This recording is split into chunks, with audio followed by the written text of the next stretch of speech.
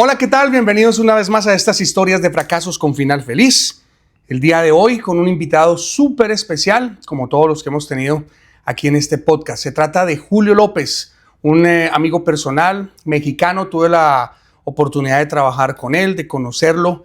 Es una persona supremamente exitosa en todo lo que tiene que ver con la parte de ventas. De lejos yo creo que el mejor vendedor que conozco, y si no, está en el top 3 de vendedores, de buenos vendedores que conozco. Y hoy vamos a estar hablando con él acerca de sus éxitos, pero también de sus tropiezos, de sus caídas, de los errores que ha cometido y cómo ha hecho para levantarse. Porque así como ha alcanzado grandes éxitos, también ha tenido grandes fracasos. Y de los fracasos es donde más aprendemos. No hablemos más, sino entremos en detalles. Así es que, Julio, bienvenido. Muchas gracias por estar acá, César, en Historias de Fracasos con Final Feliz. El placer es mío. Gracias por la invitación. Hacía tiempito estábamos ahí, te tenía ahí en la lista de invitados. Bienvenido. Muchas gracias por la invitación y de verdad que es un placer para mí estar aquí.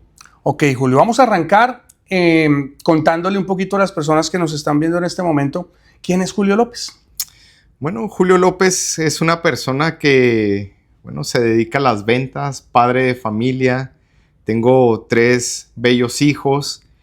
Y bueno, ese es Julio López con nacionalidad americana, pero descendencia mexicana. Entonces, soy de la frontera, tengo esa doble cultura mexicana, que es una muy buena cultura, y la cultura americana. Y bueno, aquí buscando la forma de sobresalir ahora en el estado de Florida.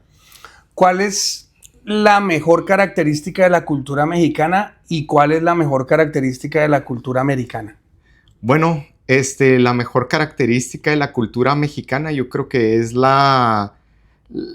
el acogimiento de los extranjeros. Uh-huh.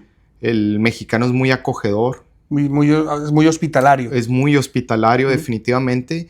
Y de la cultura americana, definitivamente la ética de trabajo. Los mexicanos también son muy buenos para trabajar. De hecho, acá en Estados Unidos, la gran mayoría de trabajos duros, de trabajos pesados, son ocupados por mexicanos. Definitivamente. Y bueno, cabe mencionar que México tiene la jornada laboral más larga del mundo. ¿Oh, sí? ¿Cuántas horas? Son 48 horas semanales. Bueno, nosotros estábamos en Colombia en 48 y ahorita la bajaron a 42. Sí, estábamos correcto. También en 48. De hecho, Colombia también es una muy buena cultura laboral. Ahí nos tienen esclavizados allá de acá. Claro. Bueno, Julio, vamos a hablar de muchas cosas y empecemos hablándole un poquito a la gente acerca de esa fuerte mentalidad que tú tienes. Te conocí hace 6 años, en el año 2020, en el año de la pandemia. Conocí a Julio cuando empecé a trabajar en el tema de energía solar. Él era el gerente del estado de la Florida, de Orlando, para la compañía para la que trabajábamos, y tuve la oportunidad de aprender a vender contigo, de aprender muchas cosas, no solamente de ventas, sino de liderazgo, porque además es una persona con un gran liderazgo. Y me causó mucha curiosidad cuando yo llegué y te vi la primera vez en una de las juntas que liderabas, como un pelado de 28 años que tenías en ese momento, 28, 29 años, tenía una mentalidad tan clara y tan fuerte que eso, debo confesarlo, a mí me cuestionó. Ya una persona de 40 y pico de años no tenía una mentalidad tan estructurada en ciertas cosas como lo tenías tú. ¿Cómo lograste estructurar esa mentalidad a tan temprana edad? Bueno, creyendo en uno mismo. Y uno de los errores que nuestros padres cometen con nosotros es decirnos qué hacer, pero no cómo hacerlo. Por lo tanto, aquí es creer en uno mismo, pero ¿cómo logras creer en ti mismo? Ahí es donde está lo complejo probablemente. Y bueno, es comenzando proyectándote, visionando dónde quieres estar, a dónde quieres llegar, de dónde vienes, quién eres tú, cuál es tu background. Y sumado a eso, comenzar a delegarnos a nosotros mismos tareas pequeñas, las cuales nosotros podamos cumplir.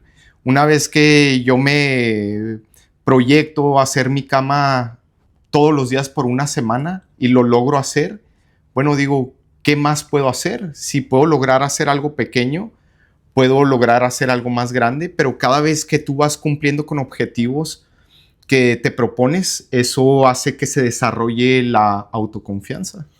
¿En qué momento tú tienes la claridad de qué es lo que vas a hacer con tu vida?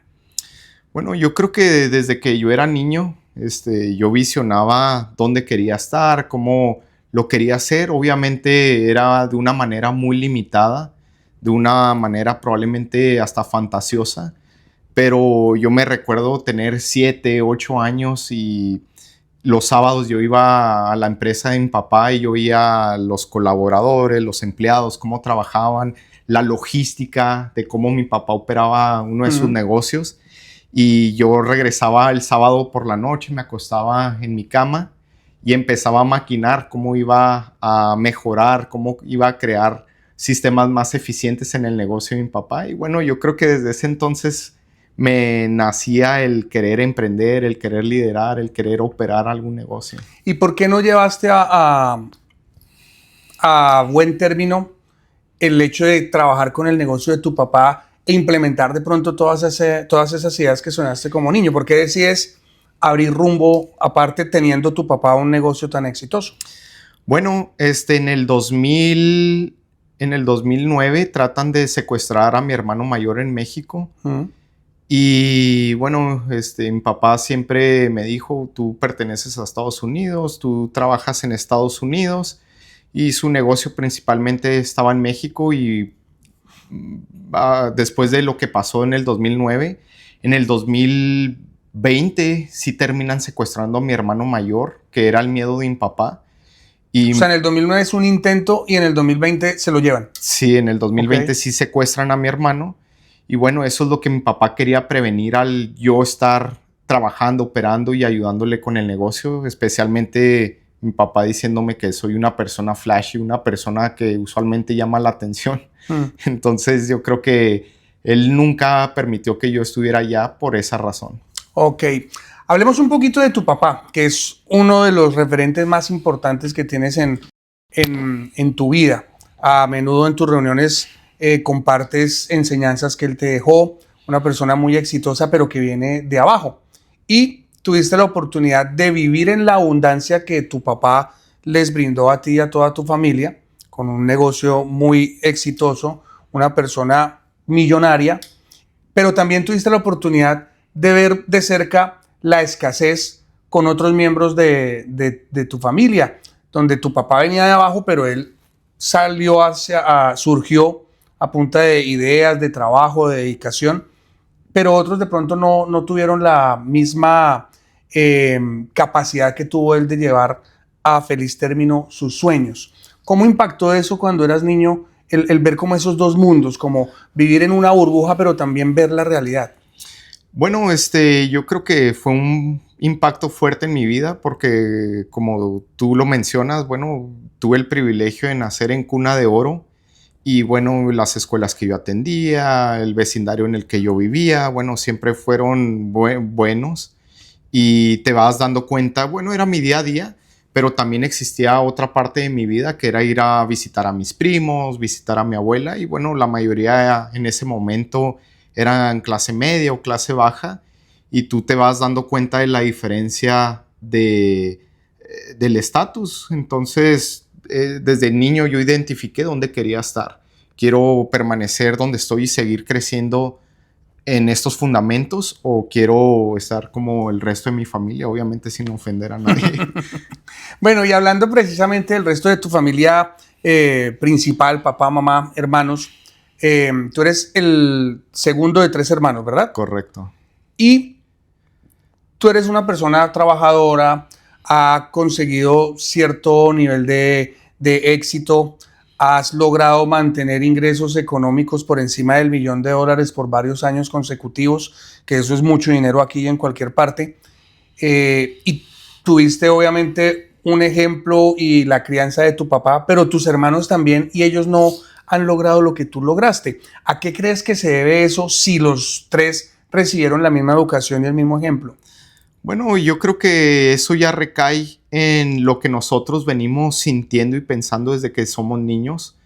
Entonces, cada persona tiene su propósito individual, su razón de vivir y nuestros motivadores. Entonces, uno de mis motivadores siempre fue la búsqueda del éxito y la búsqueda de la creación de algo grande.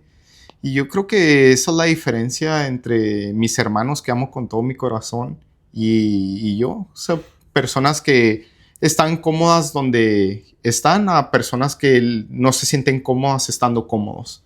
¿Y hubo algún momento o algún evento que haya impactado tu vida en el que tú hayas dicho, no, yo definitivamente quiero ser empresario, yo no quiero ser empleado, yo quiero ser millonario, o simplemente fue que las cosas se fueron dando? No, desde que soy niño, te digo, yo iba los sábados por la noche, me recostaba en mi cama pensando cómo iba a mejorar la logística, la producción en el negocio de mi papá, y desde ese entonces yo ya tenía decidido qué es lo que yo quería hacer y por dónde quería ir yo más o menos. Entonces yo creo que eso, no sé, a lo mejor nací con ello. Hay cosas que ya vienen en nuestro ADN y otras que se van adquiriendo. Una de las cosas que supongo que fuiste adquiriendo fue el hábito y el gusto por la lectura.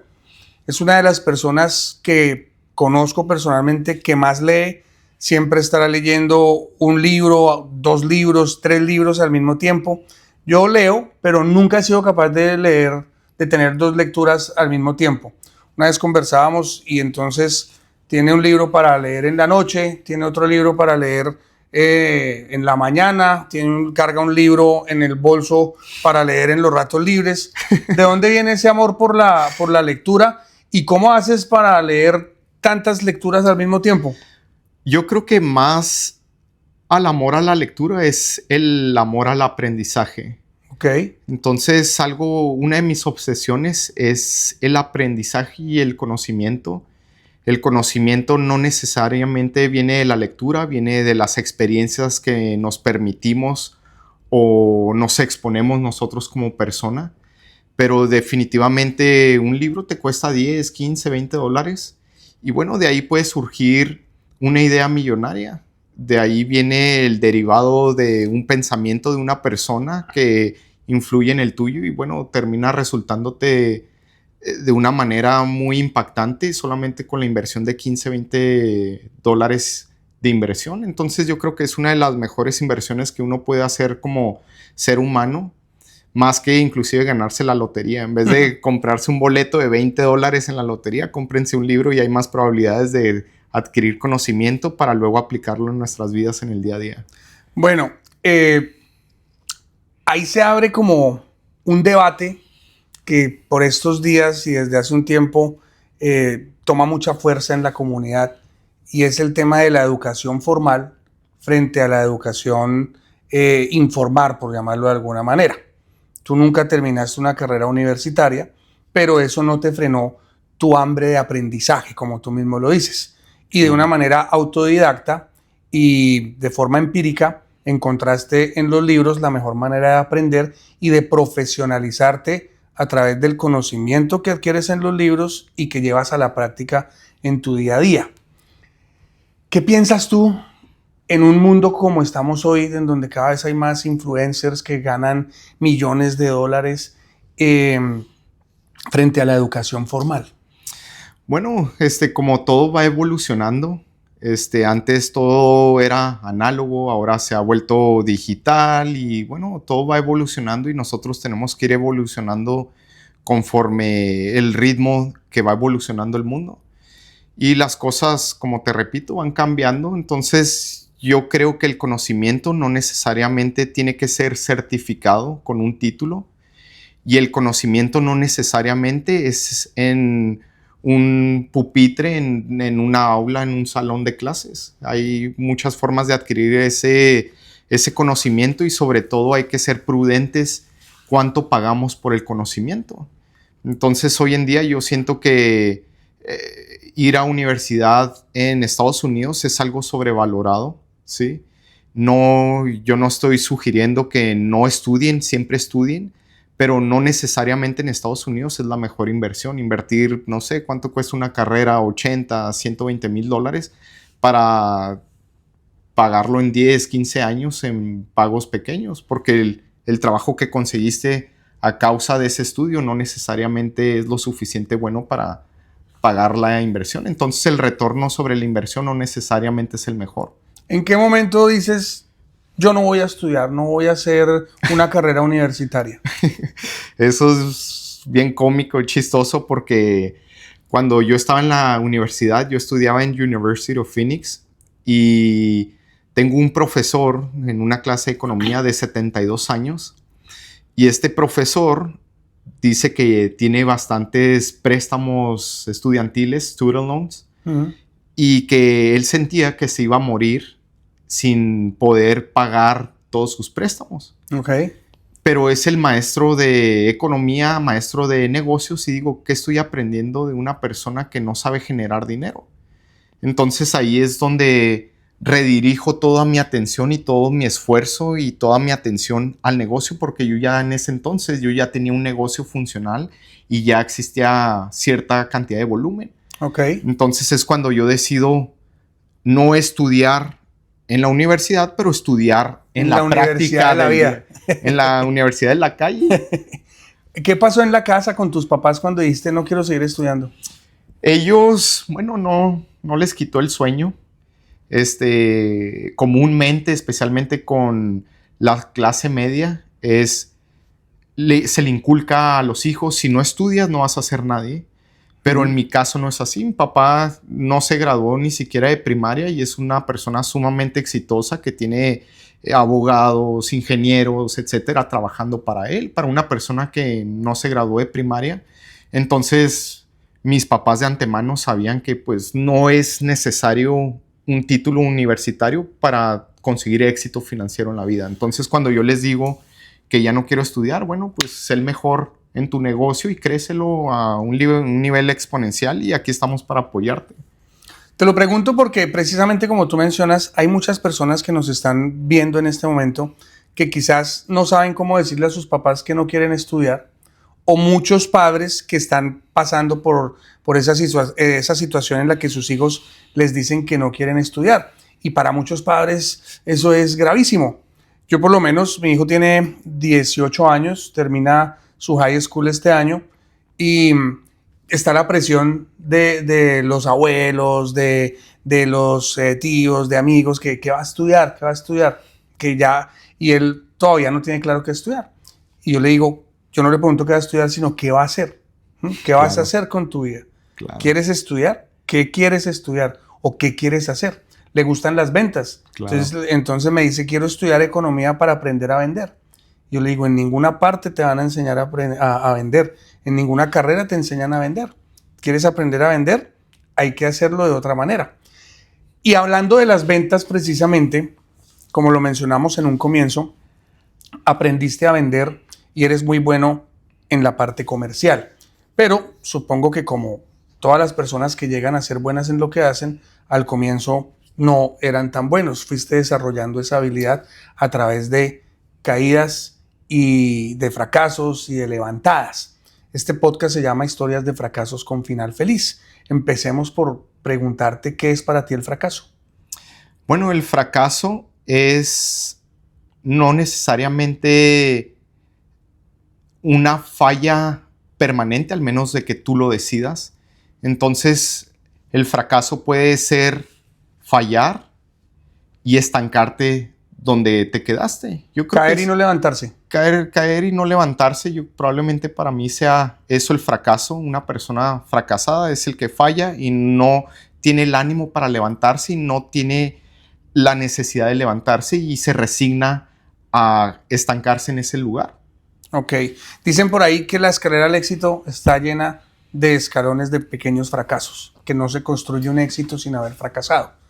El fracaso es quedarse, el fracaso total, digámoslo, es quedarse y no seguirlo intentando.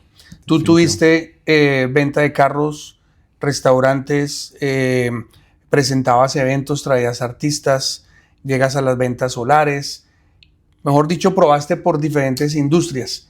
en todas tuviste diferentes aprendizajes y en todas tuviste también diferentes fracasos. Claro. ¿Cuál fue tu primer negocio, ese que ya tenías cuando estabas en la universidad? Yo tenía 19 años y mi primer negocio fue un dealer de autos usados. Y bueno, mi trabajo era comprar los autos, restaurarlos y ponerlos a la venta, hacer el marketing correcto para poder empezar a distribuir esos autos al consumidor. ¿Cuánto duraste con ese negocio? Duré aproximadamente 6 años con ese negocio. ¿Qué aprendiste en esos 6 años y qué te lleva a cerrarlo? La procrastinación. ¿Aprendiste a procrastinar o a no procrastinar? No, bueno, o sea, lo que me llevó a fallar en ese negocio fue el procrastinar y el dejar las cosas para después, el postergar las acciones que sabes que se tienen que ejecutar el día de hoy para mañana por flojera o por desidia de no actuar. Eso es muy común, ¿no? Y mañana lo hago o ahorita no tengo tiempo y empezamos a reemplazar lo importante por lo urgente y empezamos a procrastinar, a posponer, a dejar para después. Y es un error en el que en su momento yo creo que todos hemos caído y es bastante grave. ¿Cómo hiciste para identificar que eso fue lo que hizo cerrar tu negocio y para aplicar los correctivos para más adelante no volverlo a hacer? Bueno, yo tuve la oportunidad de abrir mi primer negocio financiado por mi papá y obviamente a mí no me costó necesariamente las finanzas para abrirlo. No sabía qué es lo que costaba el dinero en ese momento. Entonces siempre tuve un buen volumen de ventas, pero al momento de tú vender un vehículo, usualmente era a través de un financiamiento y los bancos piden estipulaciones como comprobante de ingreso, comprobante de vivienda, pay stubs, bueno, un conjunto de cosas para poder generar la aprobación. Entonces yo generaba la venta, me daban el down payment del carro, pero me tardaba días en juntar todos los documentos o organizar. Para que el banco te desembolsara el total. Correcto, o organizar los documentos para luego enviarlos al banco y que me pagaran a mí mi costo total, mi dinero. Entonces, eso hay veces que se tardaba 2 semanas, 3, 4 semanas. Y lo que no fluye tiende a estancarse y lo que tiende a estancarse tiende a apestar, tiende a podrirse, correcto. Entonces eso yo creo que fue uno de los factores principales por el cual yo fracasé en ese negocio, sumado a que tenía muy poca experiencia en ese momento en cómo manejar finanzas, especialmente en montos grandes. ¿Cuál fue el segundo negocio después de ese? El segundo negocio después de ese fue una fábrica de pallets de madera, tarimas de madera, las que se utilizan para colocar productos y moverlos de punto A a punto B. Ok. ¿Y qué pasó con ese negocio? Bueno, en ese entonces yo estaba como que en la búsqueda. Yo en ese momento ya sabía que era bueno vendiendo, pero yo tenía una idea errónea de que entre más negocios tenga, más probabilidad tenga de sobresalir al nivel que yo estoy proyectándome. Ok. Entonces, de hecho, todavía no cerraba los dealers de carros cuando yo ya tenía el comienzo de este segundo negocio. Entonces, bueno, la inconstancia y la energía dividida en múltiples cosas no necesariamente es lo más prudente que podemos hacer como empresarios. Que ahí podemos hablar de la importancia de mantener un enfoque. Definitivamente, yo soy fiel creyente de mantener un enfoque. Aquí viene un aprendizaje muy importante para los que nos están escuchando. Las personas realmente exitosas son exitosas haciendo una sola cosa. Y viene la pregunta, pero yo conozco a fulano que tiene no sé cuántas empresas, los grandes empresarios y las personas más ricas del mundo tienen diferentes negocios, se habla de tener diferentes fuentes de ingreso. Sí, totalmente de acuerdo, pero para poder tener todas esas fuentes de ingreso, primero tienes que enfocarte en que la primera fuente, la fuente principal, sea lo suficientemente estable para que tú puedas dedicar esa energía y ese enfoque que le dedicaste a ese primer negocio a las otras fuentes de ingreso. Definitivamente es así. Pasaste al tercer negocio, ¿cuál fue? Probablemente fue mi restaurante. Restaurante mexicano, supongo. Sí, restaurante mexicano. Sí, tuve la oportunidad de tener por ahí restaurante y bueno, también fue una excelente forma de aprender. Y yo creo que lo que aprendí ahí es buscar la manera de automatizar sistemas. Entonces a ese restaurante yo le invertí prácticamente el dinero que yo tenía en ese momento. Lo construí desde cero y mi error era operar y no ver el negocio de afuera para ver cómo podría traer más ventas y buscar la manera de automatizar. Entonces, muchos de los errores que nosotros cometemos como emprendedores, como empresarios principiantes, es el esclavizarte a tu negocio sin buscar la salida de ese negocio. Prácticamente somos empleados de nuestros propios negocios. Aprender a delegar también. Definitivamente aprender a delegar, pero aprender a traer más negocio sin tú operar de una manera presente. Porque en vez de estar buscando más ventas, ¿por qué te pondrías tú a estar comprando o a hacer inventario cuando puedes pagar para que alguien lo haga? Ok. Entonces tenemos que darle prioridad a lo que sí nos deja y no a lo que se tiene que hacer, que se le puede pagar un sueldo a alguien más. Y también identificar para qué eres bueno, ¿no? Porque si tú sabes que eres bueno para vender, pues tú tienes que estar en la calle vendiendo, buscando clientes y no, como dices tú, almacenando, haciendo inventarios. Pero si yo sé que de pronto soy muy bueno administrativamente y vendiendo no soy tan bueno, pues entonces más bien busco personas que sepan vender y yo me quedo manejando lo que sé hacer. Definitivamente, y tú te tienes que enfocar en lo que eres fuerte y delegar las obligaciones en lo que tú no eres fuerte. Definitivamente es como funciona. ¿Viene ahí el tema de los espectáculos, de conciertos y eso? ¿O hubo Volvemos a lo mismo. Todavía no cerraba yo los restaurantes y todo eso cuando yo ya también comenzaba a hacer eventos. Entonces, ahí es donde te das cuenta que el patrón y el error seguía pasando, donde me quería enfocar en muchas cosas y no en hacer nada. O sea, no, estaba haciendo cosas, pero no era el mejor en algo. Te enfocabas en tanto que no te enfocabas en nada al final. Eso es lo que estaba pasando. Y todavía tenía lo del restaurante para cuando yo ya estaba comenzando a hacer eventos de música urbana. Dentro de esos eventos, ¿cuál fue el primer evento? ¿Y por qué empiezas con el cuento de los eventos? ¿Qué te motiva a volverte un empresario de espectáculos?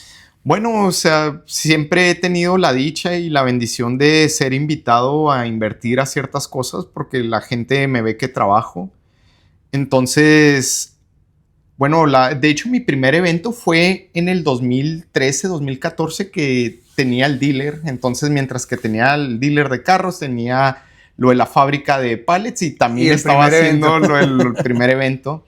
Y de hecho el primer evento que hice fue en el 2013 en El Paso, Texas, de un reggaetonero que se llama Jay Álvarez, que hoy en día es un amigo personal mío. Y bueno, esa fue la primera vez que hice eventos, pero ya eventualmente se empezaron a hacer más eventos. Y bueno, andaba tratando de encontrarle el secreto a los negocios. A ver, ¿por cuál me revienta? Sí, y buscando desesperadamente una manera ansiosa por todos lados y a final de cuentas te das cuenta que no es así. ¿Cómo te das cuenta o cómo descubres tú que no es por el lado de empresarios, de ser empresario en ese momento, sino más bien vinculándote a trabajar en una compañía que fue donde descubres el tema de la energía solar y la empiezas a romper y a sacar del estadio? Bueno, yo siempre tuve mi propio negocio, era mi propio jefe y en ese entonces yo ya me sentía un buen vendedor en mis propios negocios, pero yo decía, ¿cómo puedo darme cuenta si realmente soy un buen vendedor si yo compito con mis vendedores, pero yo soy el dueño del negocio? Sí. Eso me pone en ventaja a mí. Entonces, cuando yo comienzo en el 2019 en la industria solar, empieza a sonar una compañía en El Paso, Texas, donde todos los tiburones de todas las industrias estaban cayendo a esa empresa. O sea, todos los duros de ventas. Todos, o sea, de dealers, o sea, estaban yéndose a trabajar ahí los GMs, o sea, de dealers que estaban ganando $500,000 al año en sueldo, realtors, vendedores de seguro, o sea, los mejores vendedores del Paso estaban recayendo a esa compañía en específico, no la industria, sino la compañía. Sí.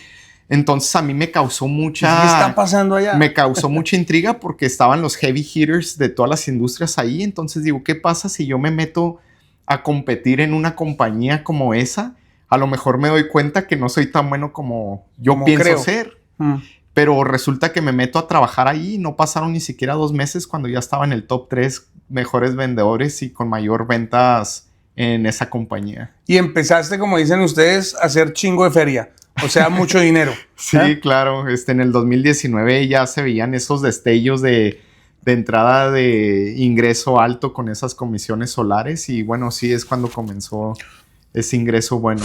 Antes de continuar con el episodio de hoy, quiero decirte algo. ¿Sabías que según estadísticas de YouTube, más del 90% de las personas que están viendo este contenido no están suscritas al canal? Por eso quiero invitarte a que nos apoyes. ¿Cómo? Suscribiéndote ya mismo al canal. Activa la campanita para que no te pierdas ni uno solo de todos los contenidos que estamos generando semana tras semana. Deja tu like, comenta, comparte con tus amigos para que este contenido llegue a más personas y así podamos seguir con nuestra tarea, con nuestra misión, con la meta de transformar vidas. Es algo que a ti no te cuesta absolutamente nada y a mí me ayuda un montón. Seguimos con el episodio de hoy y recuerda que es hora de vivir para vivir. Bueno, antes de empezar a hablar de esa etapa que obviamente la vamos a mencionar y que es muy importante, hablemos de cómo te das cuenta tú de que eres bueno para vender. Bueno, tenía 2 amiguitos, teníamos 7, 8 años y yo tenía un Game Boy Color y ellos eran hermanos y tenían un Game Boy Advance que era... O sea, uno más avanzado que el tuyo. Sí, una versión más actualizada o más nueva que el que yo tenía. Y ellos eran aproximadamente de mi misma edad. Yo tenía 7, el mayor 8 y el menor 6, por decir. O sea, los 3. Eran contemporáneos. Sí, correcto. Entonces, bueno, yo los convencí a ellos de que me dieran sus 2 Game Boys Advance a cambio de mi Game Boy Color. O sea, ellos tenían cada uno su Game Boy Advance. Sí. Y tú les dijiste, denme esos 2 y yo les voy a dar el mío, que no solamente es uno solo, sino que además es más malo que el suyo. Correcto. Entonces eso fue lo que pasó. Yo tenía 7 años, como te digo, y a los pocos días llega la mamá de los niños a reclamarle a mi mamá de una manera sutil. Nunca fue grosera, pero oye, tu hijo les cambió temporalmente por unos días su Game Boy por los 2 Game Boys de mis hijos. Entonces, bueno, ya nomás venimos a finalizar, a hacer el cambio para que ya toque. ¿Y qué pensaste tú en ese momento? ¿No dijiste, no, era para siempre? Y no, claro, yo le dije, mamá, no, el trueque fue permanente. Mientras que estaba la señora en la puerta y mamá, me haces el favor y me traes esos 2 Game Boys y no vuelvas a hacer eso. Mamá me vio ventajoso, pero bueno, yo tenía la misma edad que ellos y ahí es donde yo me di cuenta que podía estar haciendo ese tipo de trueques. No transacciones necesariamente con dinero, pero sí con cosas. Entonces ya es cuando yo empecé a hacer cambios en la escuela. Entonces hacía trueques de consolas de videojuegos. Y ahí mencionas algo muy importante y es que no solamente la venta necesariamente incluya dinero. Tú puedes vender una idea, puedes vender tu imagen, puedes vender un concepto. Muchas personas dicen, no, yo no soy bueno para vender, las ventas no son para mí, yo prefiero algo seguro, pero no se dan cuenta que constantemente estamos vendiendo todo el tiempo. Definitivamente, si tú estás casado, en algún momento te tuviste que vender tu persona a otra persona para crear esa atracción y que termine en matrimonio. O sea, si tienes un empleo, te tuviste que vender a la persona que te estaba contratando para conseguir el empleo. Entonces nosotros de una manera, hay veces que hasta escondidas, pero estamos vendiendo todo el tiempo. Todo el tiempo nos estamos vendiendo cómo hablas, cómo te vistes, cómo te peinas. Tu imagen es la entrada a muchos círculos. Entonces depende 100%, este mundo depende 100% de las ventas. Definitivamente. Hay muchas personas que dicen, no, a mí no me gusta vender, yo prefiero un trabajo estable donde me paguen, pero esas personas de pronto no son conscientes que su trabajo depende de las ventas. Porque todas las compañías, absolutamente todas las empresas viven de vender. Y ese salario que le pagan al mensajero, a la secretaria, al gerente, al que limpia los pisos, al ingeniero, depende de ese grupo de vendedores que vende los productos de la empresa. Y cuando empieza a haber una crisis, a los últimos que tocan son a los vendedores. Así es. Literal. Así es. Usualmente la venta se paga a través de comisión. Digo usualmente, no siempre es así, pero usualmente se paga así. Entonces los vendedores se pagan su propio sueldo y no solamente se pagan su propio sueldo, pero sale inclusive suficiente dinero para pagar a todas las personas que están en un horario y bajo un sueldo. Y para dejar la ganancia de la compañía como tal. Definitivamente. Vamos a volver al 2019. Entonces, Julio está en El Paso, Texas, ya bateando home runs con la compañía solar, con la industria solar, haciendo mucho dinero. Llega a Orlando con la misma compañía y empieza a manejar todo el equipo de la Florida Central, enfocándose en el mercado latino. Correcto. Y ahí empieza de pronto como un poquito a marcar la diferencia, porque vienes trabajando con una compañía americana que está enfocada en el mercado, obviamente, americano. ¿Qué te da a ti la visión o la capacidad de ver esa oportunidad? Decir, me voy a enfocar en el mercado latino. Bueno, primero que nada, yo soy latino y el latino consume. El latino es una potencia y un porcentaje muy importante en Estados Unidos, pero usualmente el mercado latino no es atendido como el mercado americano. Entonces, digo, ¿qué pasa si yo la ética de trabajo que tengo la puedo aplicar en el mercado latino? Atendido y sí, atendido por mismos latinos. Por latinos. Latinos con latinos compaginan y bueno, es cuando se hace un boom solar en Florida, creciendo a ser la compañía número 1 y la organización de ventas número 1 hispanas, yo creo que en la costa este, desde Nueva York hasta Florida. Y dentro de la compañía llegaste a tener la región que facturaba más dentro de la empresa, cientos de millones de dólares en la compañía. En ese momento fue cuando yo entré a trabajar a esa misma compañía, donde te conocí, donde empecé a tener mis primeros acercamientos a la parte comercial, porque antes no había vendido nada oficialmente, porque ya hablamos que todo está basado en las ventas, y empiezas a ganar mucho dinero. Empiezas a facturar varios años consecutivos por encima de $1 millón personales, $1 millón de ingresos. No el millón que le facturaba en ventas, sino era lo que tú te estabas metiendo en tu bolsillo. Y $1 millón es mucho dinero aquí y en cualquier parte del mundo. Correcto. Pero así como entraba esa cantidad de dinero, también iba saliendo. Y ahí viene un aprendizaje, y es que para ser ricos no solamente se necesita hacer dinero, sino también saber conservarlo y cómo voy a invertir eso que conservo, ¿verdad? Efectivamente. Entonces, ya sabemos que eres una máquina de hacer dinero, lo has demostrado en diferentes partes, pero ¿cómo empiezas a darte cuenta de que haces mucho dinero, pero financieramente tu vida es un desorden? Bueno, cuando las finanzas colapsan, ¿sabes? Entonces, esto yo se lo aprendí a mi papá cuando yo tenía el dealer.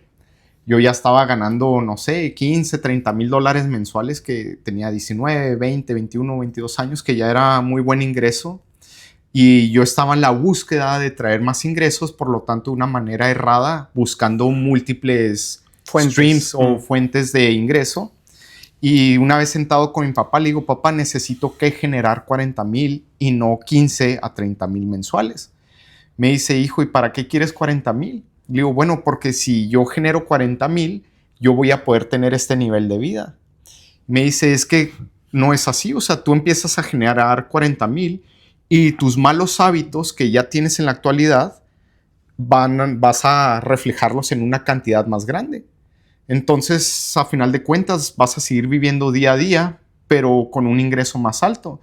Entonces, no porque una persona tenga un ingreso alto significa que es rico. O no porque tengas un ingreso alto no significa que no puedas tener el mal hábito de vivir día a día. Es increíble porque para las personas que de pronto no tienen en su cabeza el poder llegar a ganar esa cantidad de dinero, pues piensan que una persona con ese flujo de ingresos es una persona rica. Pero acabas de mencionar algo muy importante. Una persona, un rico que vive día a día. Podemos llamarlo como un falso rico. Ante los ojos de los demás, es una persona rica, carros, relojes, viajes, pero nos damos cuenta que en la cuenta, así como va entrando el dinero, va saliendo. Claro. Y mencionaste también el término malos hábitos. ¿Cómo cambiar esos malos hábitos? Porque esos malos hábitos se arraigan, tienen unas raíces muy fuertes, son como los árboles y empiezan a echar raíces y es muy difícil cambiarlos. Primero identificas el mal hábito. Lo identificas cuando por diferentes situaciones ya no sigues recibiendo el mismo flujo de ingresos que antes tenías y te das cuenta que todo estaba parado como en un castillo de naipes. ¿Y cómo lo identificas y cómo empiezas a trabajar para cambiar esos hábitos? Bueno, algo en lo que yo siempre he estado obsesionado personalmente es en la mejora continua. En la mejora continua de mis procesos, en la mejora continua de mis acciones del día a día personales. Entonces, cuando tú ya vas viendo que no es funcional el tener un ingreso alto en relación a gastos altos, no es funcional, vives día a día, entonces dices, esto no es funcional, ¿qué tengo que hacer para mejorar? Sumado a que uno piensa que ese ingreso alto va a durar para toda la vida y no es así, las buenas rachas no es para toda la vida y las malas rachas tampoco lo son, pero uno hay veces que es inmaduro y piensa que se va a prolongar 50 años esa buena racha y tú puedes mantener ese tipo de gastos por 50 años, pero no es así. Entonces, tú tienes que ser consciente de qué es lo que está pasando en tu vida y qué es lo que está afectando tu vida. No solamente identificar el problema, sino investigar profundamente, escudriñar tu vida y por qué razón es que yo actúo como actúo. ¿Por qué razón es que yo tengo la necesidad de estar teniendo compras compulsivas y que me terminan afectando? O sea que podemos decir que tus vicios no eran las drogas, el cigarrillo, el alcohol, pero tenías una tendencia a comprar compulsivamente. Definitivamente. Shopaholic. Shopaholic. Definitivamente era, yo creo que una de mis adicciones principales. ¿Sentías como esa necesidad de comprar? Claro, o sea, cuando tú eres niño vas sufriendo cosas que van causando heridas en tu familia, inconscientemente o conscientemente, y luego eventualmente entras a la escuela y luego hay más daño y luego con tus amigos empiezas a tener esas heridas, pero nadie nos enseña a sanar esas heridas. Primero a descubrirlas, ¿no? Porque muchas veces las tenemos y no sabemos que están ahí. Claro, descubrir esas heridas y luego aprender a sanar esas heridas. Entonces es por eso que existen las adicciones. La adicción viene siendo un sedante a esos dolores o a esas heridas abiertas y es por eso que una persona que está herida y le gusta lo que le hace sentir el alcohol o la droga, lo hace una vez y dice, esto se siente bien, ya no me siento tan mal, ya no me siento tan herido.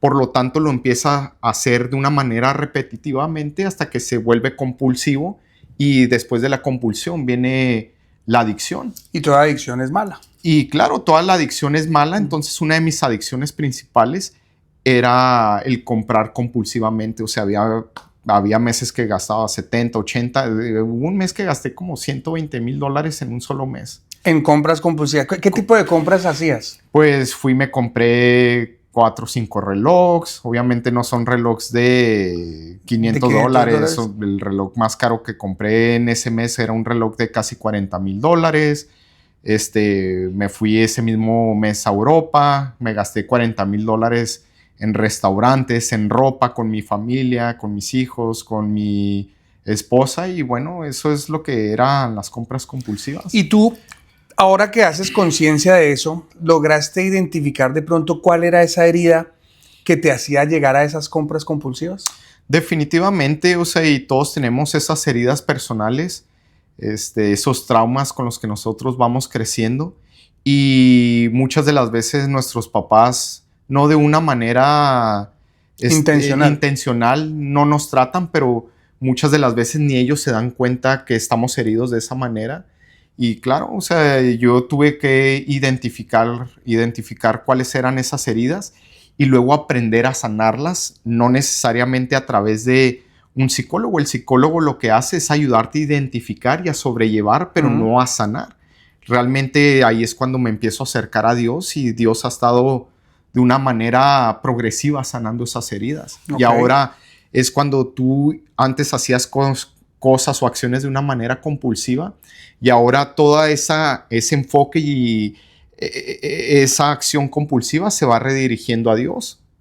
Y ahí es donde esos vacíos o esas heridas se van llenando con algo que sí realmente va dentro de esa vasija. Sí, porque muchas veces con el tema de las personas que caen en adicciones es tratar de llenar esos vacíos con algo momentáneo. En el tema de las compras, del tener, porque siempre se ha hablado mucho del hacer, del tener y el ser, ¿no? Entonces hay que hacer esto para poder tener esto y después de que tenga esto voy a ser feliz, voy a ser... Y claro. digamos que eso fue lo que nos vendieron en nuestra época, pero ya hoy está demostrado que lo más importante no es eso, sino es el ser. Claro. Y todo debe partir del ser. Entonces, ¿quién soy yo? ¿Qué hago? Y eso me lleva al tener. Cuando yo centro en el tener, entonces creo que el celular, el iPhone 17, me va a dar la felicidad. Lo compro y a los 2 días me doy cuenta que sirve exactamente para lo mismo que servía el iPhone 12 que tenía, bueno, el 12 no, el 14 que tenía antes. Me doy cuenta que cambié mi carro por un Ferrari y a los 15 días me doy cuenta que ahí no está la felicidad. Definitivamente, y ahí es donde nace la adicción. Cuando tú te das cuenta que la compra de este teléfono te hizo feliz temporalmente y cuando se te baja esa dosis de dopamina es cuando dices, tengo que ir a comprar algo más o tengo que ir a volver a consumir más alcohol o tengo que ir a consumir droga para sentirme feliz de nuevo. Pero te das cuenta que es una felicidad falsa, una felicidad temporal y no una felicidad plena. Y el ser humano siempre estamos buscando esa felicidad plena en la creación y no en el creador. Entonces, para tú poder prolongar, mantener esa felicidad plena es a través del creador y no la creación. Sí. Y nos han enseñado también o nos han mostrado a lo largo de los medios de comunicación, lo que vemos en las casas, la publicidad, películas, en fin, que la felicidad es un destino. Llegar a ser feliz. Nos venden el matrimonio como que casarnos en la iglesia, ella de blanco y la fiesta es la felicidad, porque ahí es donde termina la novela, ahí es donde termina la película. Y no nos muestran que la felicidad es un camino, es aprender a disfrutar el proceso. No nos muestran que después de la fiesta del matrimonio es donde vienen las oportunidades de ser feliz día a día con esa persona que elegimos, ¿verdad? Que elegimos. Ahora, estamos llevando esto a un nivel macro que de pronto muchas personas no se alcanzan a imaginar. Estamos hablando de recibir más de $1 millón al año y gastar más de $1 millón al año. Pero esas personas que de pronto también viven día a día, que tienen un ingreso de $500, de $1,000, de $2,000, dependiendo del país donde nos están viendo, pueden estar viviendo la misma tensión a una escala económica diferente, pero a nivel neuronal es la misma sensación. Y es, lo que gano no me está alcanzando para vivir. Estoy gastando más de lo que ingresa. Claro. ¿Cómo lograste tú poder mantener la calma? Si en algún momento hubo un pico de estrés, ¿cómo lograste recuperar la calma y no llegar de pronto a tomar decisiones locas? Porque hay personas que en ese tipo de estrés optan fácilmente por ir y quitarse la vida o cualquier otra medida desesperada. Personas que nos están viendo que de pronto están pasando por situaciones económicas similares en cuanto al estrés que manejan, ¿cómo pueden recuperar la calma? Bueno, el ser humano tiende a estar maquinando rápido en su cabeza escenarios, escenas que posiblemente ni vayan a pasar. Entonces, es vivir día a día y los problemas de hoy son suficientes para hoy. Pero nosotros nos angustiamos y nos estresamos por problemas que aún todavía no vienen o por los consecuentes que nosotros pensamos que van a venir por el problema que estamos pasando. Esa es una, y yo creo que la principal y la más grande es aprender a confiar en Dios. Llega al punto donde las cosas se salen de control en tu vida y viene un quebranto, y ese quebranto te termina orillando a Dios, y lamentablemente Dios muchas de las veces es nuestro último recurso cuando realmente es lo único que funciona. Pero así es como funciona el ser humano. Entonces yo depender no de mis fuerzas, de mis habilidades, de qué puedo hacer por resolver en situaciones que no encuentro una solución lógica, aprender a confiar en Dios es lo que ha traído esa calma y esa paz durante la tormenta. Hablando de Dios, de la parte espiritual de Julio López, ¿en qué momento de tu vida conoces a Dios y qué papel juega Dios en este momento de tu vida? Bueno, yo crecí no en una familia cristiana, pero nací prácticamente de una madre cristiana. Ok. Entonces, desde que yo tengo uso de razón, mi mamá me llevaba a la iglesia, me inculcaba a leer la Biblia, y de verdad que es algo que siempre he llevado conmigo, pero no como prioridad. Inclusive empecé a tomar clases en high school de apología, teología, todo este tipo de clases que se estudian la religión y estudian a Dios o los dioses. Entonces Dios siempre estuvo presente en mi vida, pero no como prioridad, sino como último recurso cuando lo necesito. Dios, te necesito, entonces ahora voy contigo. Pero es como siempre estuvo Dios presente en mi vida, o como por lo menos yo le daba acceso a Dios en mi vida. Pero como por partes o por ratitos. Claro, convenientemente, hipócritamente buscándolo. Pero ya cuando mis finanzas están colapsando a pesar de tener un ingreso alto, no solamente el ingreso es alto, pero empieza a reducirse. Me llega una demanda de $14 millones. Solamente las facturas de los abogados mensualmente eran de otro mundo. Y luego inestabilidad emocional, inestabilidad familiar. Empieza a colapsar todo en mi vida, que es cuando digo, Padre, lo único que me queda es ir a ti. Y es cuando desaprendí a depender de mí. Y es cuando aprendí a depender de Dios. Entonces ahí es cuando viene, yo creo que en el 2023, un acercamiento profundo a Dios.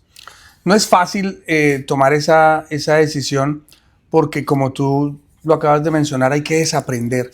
Y desaprender es mucho más difícil que aprender. Es renunciar, como dice la Biblia, a mi yo, a mi ego, y dar el control de mi vida a Dios. ¿Cómo tomas tú esa decisión en el momento en el que ya estás totalmente, ya donde dices, no puedo yo? ¿Cómo le dices a Dios, hermano, encárguese usted? Bueno, yo me considero una persona habilidosa, una persona que resuelve, soy muy creativo para resolver problemas grandes, pero llega el punto donde no solamente es racional y no solamente es emocional, sino es espiritual. Pero muchas de las veces nosotros como seres humanos dejamos lo espiritual fuera de la ecuación. Entonces ahí es donde yo empiezo a incorporar lo espiritual, y es donde te das cuenta que lo espiritual es más fuerte que lo emocional y que lo racional. Entonces empieza a colapsar todo en mi vida, empieza a dejar de funcionar todo en mi vida, y yo le doy acceso a Dios. Dios, te doy permiso de que tomes control de mi vida porque yo ya no puedo. Entonces ahí es donde viene el quebranto, y después del quebranto viene el despojo. Entonces cuando tú le dices a Dios, Dios, quítame lo que no viene de ti, alíñame contigo, Dios realmente te quita lo que tú conseguiste por tus propias fuerzas y trataste de mantenerlo con tus propias fuerzas para luego Él enviarte lo que sí viene de Él. Aparte de lo material, de lo económico, ¿sientes que Dios te quitó algo más? Bueno, yo siento que Dios me ha estado quitando de todo lo que no venía de Él. Y no porque sea algo positivo que yo tenía, significa que venía de Él. Entonces muchas de las veces nosotros nos afanamos de ciertas cosas que logramos conseguirlas, pero se vuelve bastante tedioso, se vuelve bastante cansado cuando con las mismas fuerzas que conseguiste lo que querías obtener por ti mismo, de esa misma manera tienes que pelear para retenerlo. Entonces el ser humano no está diseñado para pelear a retener, sino está diseñado a obedecer y priorizar a Dios sobre todas las cosas para que lo que Él nos envíe nadie nos pueda quitar ni nosotros mismos. Bueno, Julio, eso se oye muy bonito en teoría, pero ¿cómo es llevarlo a la práctica? Porque no es fácil. Sabemos y desde pequeñitos nos han insistido a las personas que creemos en Dios y que hemos crecido en familias creyentes que el primer mandamiento es amar a Dios sobre todas las cosas. Y lo sabemos, y si nos preguntan, lo sabemos, y si nos preguntan decimos que sí lo hacemos, pero la realidad es otra. ¿Cómo logramos llevar esa teoría a la práctica? Bueno, primero que nada es complicado, y es complicado dejar de vivir por nosotros, rendirnos a nosotros mismos o renunciar a nosotros mismos para poder darle lugar a Dios donde nosotros queríamos estar. Entonces tú de una manera consciente tienes que estar trabajando en darle a Dios ese lugar.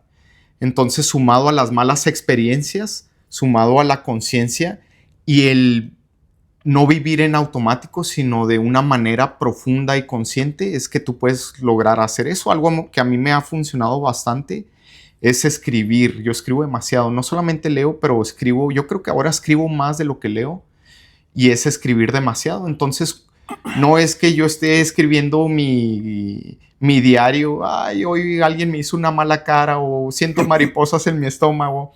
Es escribir sobre lo que estoy viviendo en el día y cómo me siento en el día y por qué razón me siento así, anexando versículos bíblicos o libros de la Biblia.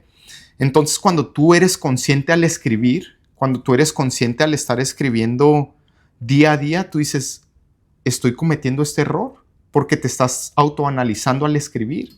Muchas de las veces no te autoanalizas porque solamente vives por vivir, pero cuando tú te tomas 1 o 2 horas de tu tiempo para escribir qué hice hoy, cómo lo hice, por qué me siento así, es cuando dices, estoy cometiendo este error. Ya van 2 días o 3 días continuos que me siento así y que sigo cometiendo el mismo error.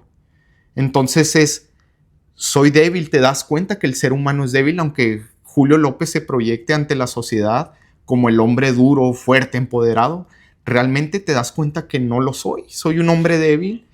Y cuando nosotros reconocemos que somos débiles ante Dios, es cuando Dios nos fortalece. Por eso existe todo lo puedo en Cristo que me fortalece. No es todo lo puedo en mí mismo, que yo me fortalezco a mí mismo por mis huevos. Julio, ya para ir terminando, hablamos en un comienzo de la importancia que hay en tu vida frente a la lectura. Cómo básicamente te educaste como un buen vendedor con los libros y obviamente llevando ese conocimiento a la práctica. Para las personas que nos están viendo en este momento y que quieren aprender a vender, o que son vendedores y quieren mejorar, o que quieren incursionar en ventas, ¿qué libro les recomendamos? Bueno, antes de aprender a vender, es súper importante aprender a ser seres humanos. No puedes ser un buen vendedor si no eres un buen ser humano. Y no necesariamente porque convences o persuades a personas a tomar una acción significa que eres un buen vendedor. Significa que eres labioso, más no buen vendedor. Entonces, antes de aprender a ser un buen vendedor, nos tenemos que enfocar y aprender a ser buenos seres humanos. Ok, ¿y cuáles son esos libros que nos ayudarían a ser mejores seres humanos? Para mí, el libro que más ha impactado en mi vida es el libro de Proverbios en la Biblia. Ok. Que es escrito por Salomón, que ha sido el hombre más sabio en la faz de la tierra. Y bueno, muchas de las veces tenemos el error de decir como padres, es que yo cometí este error como padre porque no hay un manual para ser padre. Y claro que lo existe y eso se llama Biblia y se llama Proverbios. Entonces en Proverbios te enseña cómo amar al prójimo, cómo cuidar de tus hijos, cómo corregir a tus hijos, cómo emprender, cómo tratar a tus colaboradores, cómo tratar a tus empleados, cómo tratar a tus proveedores, cómo manejar tus finanzas. Explica todo eso. Entonces es un manual de vida que recae meramente en la sabiduría. Entonces yo creo que ese ha sido el libro de mayor impacto en mi vida, y quien no lo haya leído, léalo, y aunque no crean en Dios, los principios que vienen en Proverbios, si ustedes los aplican en su vida sin creer espiritualmente en Dios, les va a funcionar. Proverbios el primero. ¿Cuál sería el segundo libro? El segundo libro que a mí me gusta es Eclesiastés también, que También es de la el Biblia. siguiente libro después de Proverbios, y es similar a Proverbios, y también ha causado bastante impacto en mi vida, y también habla de sabiduría en el libro, que bueno, ese es mi segundo libro favorito, y yo creo que mi tercero es Génesis, También de la Biblia. también de la Biblia, porque muchas de las veces nosotros queremos emprender, las redes sociales influyen mucho en nosotros, vemos a la persona exitosa viajando por el mundo, manejando un Ferrari, al lado de una rubia súper bella, una supermodelo, y vemos eso y decimos, yo quiero emprender porque quiero eso. Pero muchas de las veces queremos emprender desde la ansiedad de querer conseguir algo. Y cuando tú partes desde la ansiedad, usualmente no comienzas con los principios básicos de cómo funciona el mundo. Okay. Y el mundo funciona a través del orden, ¿sí? A través de la estructuración, como lo es en Génesis. Es un proceso de secuencia. Y Génesis es el inicio. Génesis es el inicio, pero te das cuenta que Dios es un Dios de proceso y es un Dios de orden, porque te explica cómo comenzó en el día 1 y finalizó en el día 7. En el día 1 hizo los cielos y la tierra, etcétera, y terminó en el día 7 con el descanso. Entonces hay veces también que nos afanamos tanto por el conseguir de una manera ansiosa lo que queremos conseguir, que no nos damos ese tiempo de descanso. Y yo creo que en algún momento eso fue una de mis adicciones, donde estaba trabajando 70, 80 horas por semana por querer conseguir lo que el mundo me daba a ofrecer. Ahorita, casualmente, estoy haciendo un curso de finanzas en la iglesia y hablan en el libro que se está tomando como guía para el curso de ese tema del descanso que tú mencionas. Y cómo no descansar es no creer en Dios, o no creerle a Dios, o no poner a Dios en primer lugar. Muchas veces no lo vemos como nada malo. Y hay dos razones por las cuales la persona no se toma un descanso. Si tú lo haces porque quieres más dinero, como era el caso tuyo, no porque necesitaras dinero, sino porque querías más y más dinero, estás obrando desde la codicia, desde la avaricia. Estás poniendo al dinero por encima de Dios. Correcto. Y ahí estamos cayendo en algo que no es bueno. Si lo hacemos desde el otro punto de vista, que es desde la escasez, en donde yo tengo que trabajar los 7 días porque si no, no voy a completar lo que necesito para mis gastos, entonces estoy obrando desde la falta de fe. Estoy creyendo que Dios no es lo suficientemente poderoso para en 6 días proveer todo lo que yo necesito para mis gastos. Entonces, cualquiera de los dos puntos es un extremo que no es bueno. Correcto. Por eso, Dios en su inmensa sabiduría nos dejó claro que el descanso es importante, no solamente para descansar físicamente, sino también emocionalmente y alimentarnos espiritualmente. Definitivamente es como tú dices, y regresando a el punto que estaba tratando de hacer, Génesis habla del orden, la estructura, y bueno, a final de cuentas queremos emprender sin nosotros estructurar nuestra vida personal, sin estructurar y ordenar nuestros pensamientos, sin estructurar y sin ordenar nuestros hábitos. Entonces, ¿qué te hace pensar que con una mala estructura emocional, estructura habitual, puedes ir a emprender un negocio exitoso para estar como el Instagrammer que ves con una Barbie y un Ferrari? Totalmente. Cuarto libro, Julio. El cuarto libro es de Robert Greene y se llama Las leyes de la naturaleza humana. Ok. Y ese libro también causó bastante impacto en mi vida, porque para tú poder ser un buen vendedor, primero tienes que aprender a ser un buen ser humano. Y para aprender a ser un buen ser humano, tienes que aprender los comportamientos del ser humano, la naturaleza detrás del ser humano, la anatomía, lo racional, lo emocional. Y ese libro hace una buena articulación de mensaje para expresar lo que es la naturaleza con profundidad del ser humano. Y en último lugar, ¿cuál sería el quinto libro que recomiendas? El quinto libro que ha causado bastante impacto va en relación al primer libro, que es Proverbios, y el quinto libro se llama El hombre más rico que jamás existió. ¿Ese de qué se trata? Y ese libro se trata de una persona que siempre quiso emprender y conseguir el éxito, pero nunca lo consiguió, y es una historia verídica. Y al momento de que esta persona se cansa, recurre a Dios y empieza a leer el libro de Proverbios. Entonces se empieza a leer el libro de Proverbios y empieza a aplicar los principios de finanzas, de negocio, de transacciones a su vida por el libro de Proverbios y como Proverbios lo dice. Y resulta que en un par de años se convirtió en la agencia de marketing, una de las agencias de marketing más grandes de Estados Unidos, generando billones de dólares. Entonces esta persona lo hace funcionar cuando ya está grande, cuando ya es una persona mayor. Entonces no es casualidad que toda la vida intentó a su manera hacer funcionar el negocio, pero ahora empezó a implementar principios bíblicos y lo que habla Proverbios a su negocio y reventó a generar billones de dólares.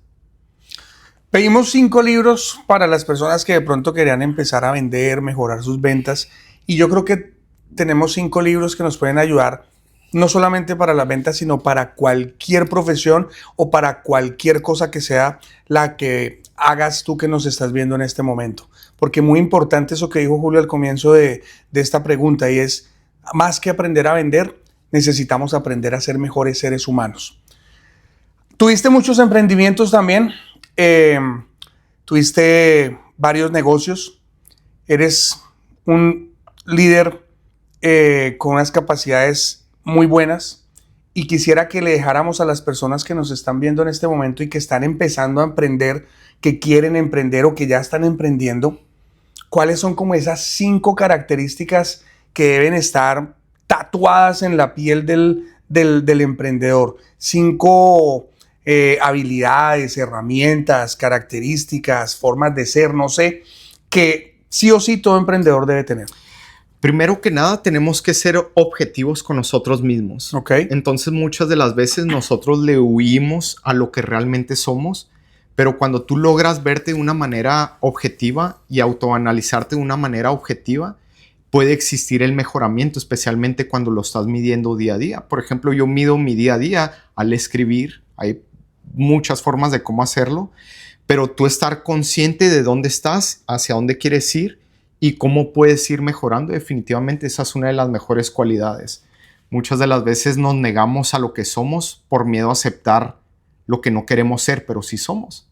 Si tuvieras la oportunidad de viajar al pasado y encontrarte cara a cara con el Julio López de 18 años, ¿qué consejo le darías?